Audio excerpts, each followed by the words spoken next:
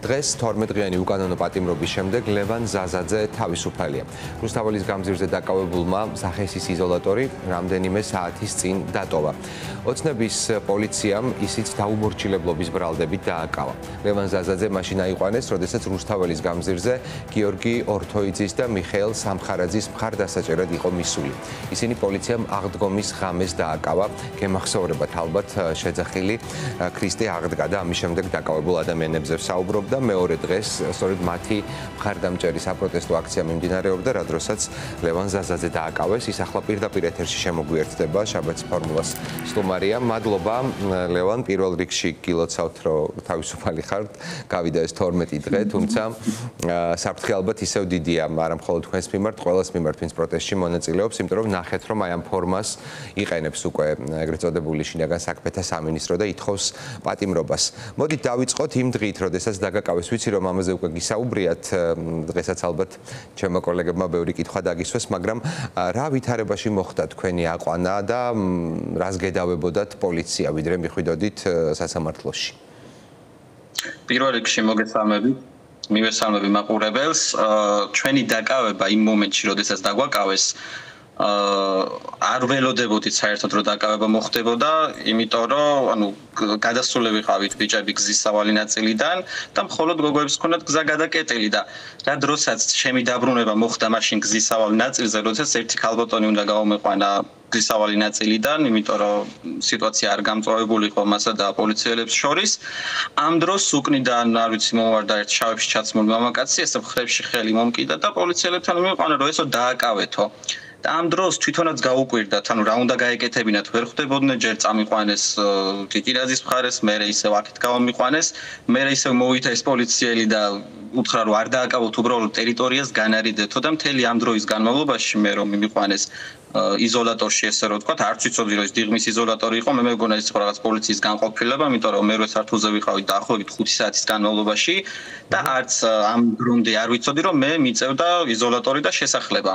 მერე გავიგე, როდესაც უკვე შემასახლეს საღამოთი შეგვიძლია. ანუ წამიყვანეს და მთელი ეს 5 საათი გაურკვევლობაში იყავით, არ იცოდით რატო იყავით დაკავებული, გედებოდათ რამეში ბრალი თუ არა, ეს 5 საათი გაატარეთ სრულიად, ასე ვთქვათ, ინფორმაციის ვაკუუმში, ხო, უბრალოდ გამოგკეტეს პოლიციის განყოფილებაში, ასე გამოდის. ხო, არანაირი ინფორმაცია არ მქონდა, ან რა მუხლით ვიყავი, ან თუ ვიყავი დაკავებული, იმიტომ რომ დაჯერ ვეხუმრებოდი ხოლმე განქანაში რომ წამიყვანეს, რომ მეთქი ძალიან შორს არ ჩამომსვათ თქო, იმიტომ რომ მე ისევ უკანონო დავბრუნდეო და ისიც მითხრეს, რომ ნერვიულობ დაბრუნდები უკანო. ანუ ამ მიზნით ვიყავი და ის პერიოდი, როდესაც მე ვიყავდი ეს 5 საათი, შემოდიოდნენ სხვადასხვა პოლიციელები, გადიოდნენ, მელაპარაკებოდნენ რატო რა გინდათ აქციაზე, ის აქეთან მსგავსი სიტუაცია იყო შექმნილი და ეს დაახლოებით 5-6 საათი გავიდა და მას მერე მითხრეს, რომ მე უნდა შემასახლონ იზოლატორში, სადაც გავატარებდი 2 დღეს. ანუ ამის შემდეგ შეგასახლეს იზოლატორში და ბრალი წარგიდგინეს პოლიციისთვის წინააღმდეგობის გაწევით. მიდიხართ სასამართლოში და მოსამართლე არის კობა ჩაგუნავა. როგორ შეაფასებდით თქვენ სასამართლო პროცესს, რა ეპითეტებით, ან რა შინაარსით?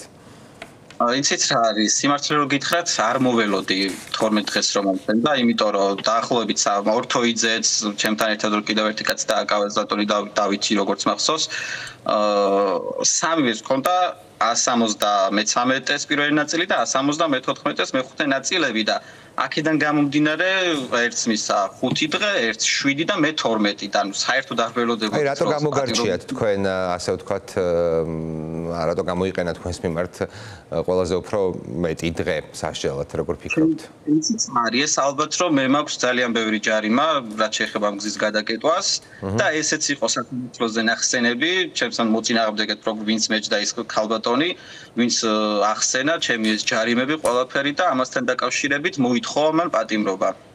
და ეს იყო ალბათ მიზეზი, რამაც დამიმატა მე ალბათ ეს ამდენი დღე და მაგით მოვისაჯეს 12 დღე. იმიტომ მეც დღემდე გაუცემელია ეგ ჩემთვის. რამდენი ჯარიმა გაქვთ ესეც უთხარით ჩვენს მაყურებელს? ჯარიმა მაქვს 60,000 ჯამში. 60,000. ხო. მოდით აი ამ 12 დღეზე გითხარით, უშუალოდ წინასწარი დაკავების საკანში ხომ არ ჰქონდა რაიმე ისეთ ადგილი, რასაც თქვენ მიიჩნევთ შესაძლო უფლების დარღვევად, როგორც ჩაიარა ამ 12 დღემ? იცით რა არის დაკავების დღიდან გამოსვლის დღემდე, ანუ ჩემს ესე რომ ვთქვათ პირდაპირ არც გინების სახით არ ყოფილა არაფერი, რაც ძალიან მიგვირდა, არც არანაირი მსგავსი, არც ხელით შეხება, არაფერი პირიქით ამას მეუბნებოდნენ, რომ ეხლა რომ გახვალ შენ, აუცილებლად იტყვიო რა, ესე ცუდად მომექცნენ, რომ მეთქი არა, ნუ რაც სიმართლეა ის უნდა თქვა, ხო? ანუ მათი მხრიდან ეს ყველაფერი არ ყოფილა. რაც შეეხება იზოლატორში, სხვათა შორის გიორგი ორთოიძესთან ერთად მომიწია ზახესის იზოლატორში 2 დღის გატარება, ნუ შემდეგ ის მან დატოვა იზოლატორი და მას შემდეგ მარტო გავატარე ის დღეები, ანუ არავინ არ შემოყავდა, საერთოდ ჩემთან ერთად სულ მარტო ვიყავი. ასე რომ ვთქვათ, ანუ მათი ზედამხედველების მხრიდან არანაირი ცუდი მოპყრობა არ ყოფილა. მაგ ხრივ ვერ ვიტყვი, რომ რაღაცა ისეთ და კანონთან გადაცდომას ჰქონდა ადგილი. ლევან, შეგვიძლია ვივარაუდოთ, რომ ადმინისტრაციული პატიმრობის მოთხოვნა ემსახურება იმას, რომ იმას, ვისაც აკავებენ, შეეშინდეს, სახლში დარჩეს, პროტესტს ჩამოცილდეს. ამან ხომ არ იმუშავა. ნუ ვიცი რომ არა, მაგრამ მინდა რომ ასეც კითხოთ.